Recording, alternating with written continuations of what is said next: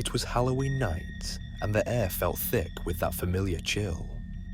Kids had been coming and going all evening, laughing in their costumes, running from house to house. By 10:30 though, the street was mostly quiet. The odd gust of wind scattered fallen leaves across the driveway, and I was just about to turn off the porch light when the doorbell rang. I hesitated, staring at the front door. That was too late for trick-or-treaters. Most of the kids were long home by now, counting their candy or already in bed. Still, maybe it was some straggler, a teenager hoping to snag some extra loot. I grabbed the candy bowl and opened the door. Standing there was a small child. Their mask was a simple, white face with hollow black eyes, like something you'd pick up at a cheap Halloween store. It looked almost homemade though, like the kind of mask you'd see in old horror movies. The kid couldn't have been older than 8 or 9, dressed in a ragged, oversized hoodie that made their frame seem even smaller. They didn't say a word, just held out their bag. "Hey there," I said, forcing a smile. "A little late, aren't you?" The kid didn't respond. I tossed a few pieces of candy into the bag, expecting a quick thank you, or at least some movement, but they just stood there, motionless. "All right then," I said, feeling a bit awkward. "Happy Halloween." I started to close the door, but something about their stillness made me pause. The kid hadn't moved at all. Not a step back, not a shift of their weight. They just stood there, staring at me through those hollow black eyes. "Okay, well, good night," I muttered, trying to ignore the unease creeping up my spine. I shut the door slowly and locked it, suddenly glad for the bolt. I stood there for a moment, listening. Silence. I turned and made my way back to the living room, but a nagging feeling in my gut made me stop halfway. Something was off. I went back to the door and peeked through the peephole. The child was gone.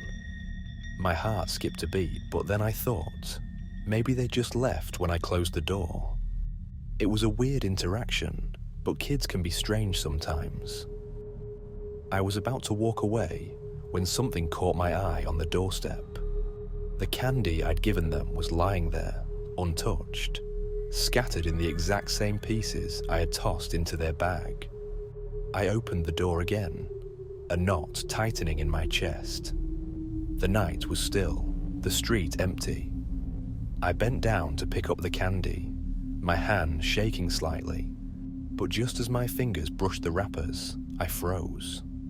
From behind me, back inside the house, I heard a faint creak, the sound of a floorboard shifting under weight. I spun around, heart pounding in my chest, and saw nothing. The hallway was empty. The living room was exactly how I had left it. But I swear, in the corner of my eye, just for a split second, I saw the edge of a ragged hoodie disappearing around the corner, deeper into my house. The air felt colder now, and the silence inside my own home was suffocating. I didn't move. I couldn't move. And as I stood there in the doorway, I realized I had made a terrible mistake. That kid hadn't come for candy. They'd come to get inside.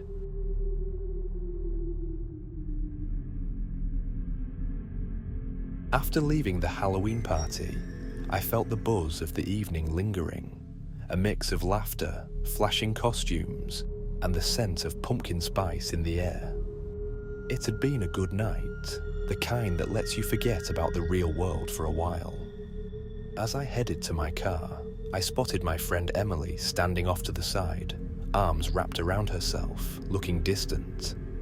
I hadn't seen her much at the party, but it wasn't unusual for Emily to drift off and do her own thing. "Need a ride home?" I asked, walking up to her. She nodded, her lips barely curling into a smile. Without saying much, she slipped into the backseat of my car. I glanced at her in the rearview mirror, her face pale, and her eyes downcast.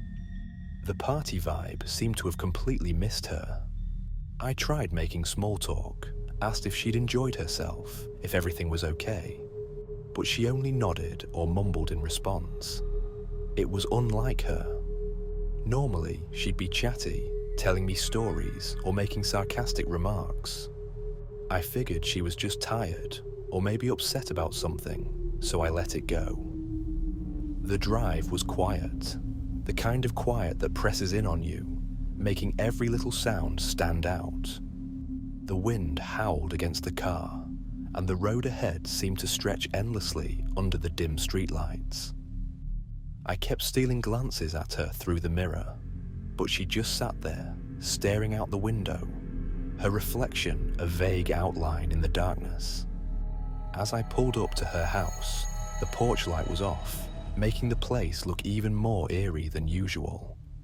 I stopped the car, turned off the engine, and turned around to say goodbye, expecting her to be there, maybe finally say something. But when I looked, the back seat was empty. My heart skipped a beat. I blinked, confused, staring at the empty seat. There was no way she could have gotten out. I hadn't heard the door open or close, and we hadn't stopped anywhere along the way. My mind raced, trying to make sense of it. Maybe she had slipped out when we stopped at a red light earlier.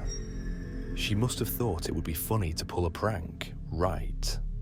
Shaking it off, I texted her, jokingly asking if she had fun disappearing like a ghost. No response. I figured she was just playing along, and I drove home, trying to brush off the uneasy feeling gnawing at me. The next morning, I woke up to several missed calls and texts from mutual friends. My stomach twisted as I read the messages. Emily never made it to the party last night. She had died in a car crash on the same road I had driven. I couldn't breathe. I had seen her, talked to her. She had been in my car. But the more I thought about it, the more I realized I hadn't touched her, hadn't even heard her voice clearly. Just the soft rustle of her clothes, the faint sound of her breath. The crash had happened at the exact time I was driving home, on the same road, not far from where I had picked her up, or thought I had. I felt a cold shiver crawl down my spine, the world closing in as I stared at my phone, the messages confirming what I could barely comprehend. Emily had never been in my car, but something or someone had.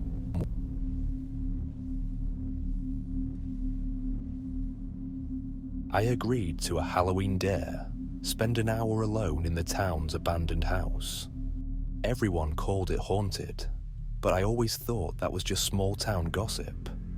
It stood at the end of a cracked, overgrown road, its dark windows peering down like dead eyes. The paint was peeling, and vines curled over the broken porch. It didn't scare me until I stepped inside. The air was stale, thick with dust, and every floorboard groaned under my weight. The walls were lined with old, faded wallpaper, torn in places, and the furniture was still there, draped in cobwebs like forgotten relics. It was quiet, too quiet. No hum of electricity, no wind, nothing but my own breathing, and the occasional creak of the house settling. I looked at my phone. 30 minutes to go. Easy.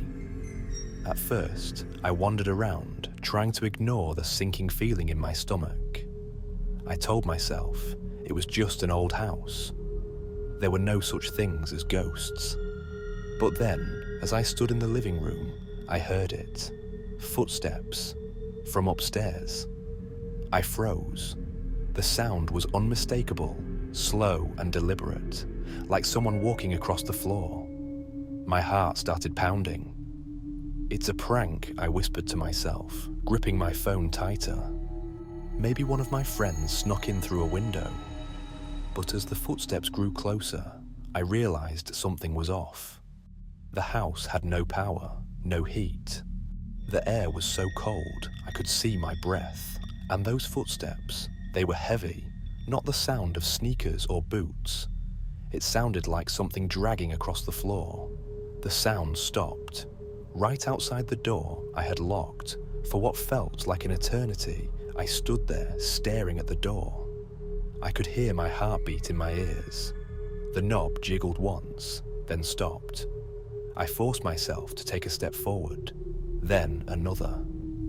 Slowly, I unlocked the door. It swung open with a creak. The hallway was empty. I swallowed hard, trying to convince myself I had imagined it. Maybe the old house was just settling.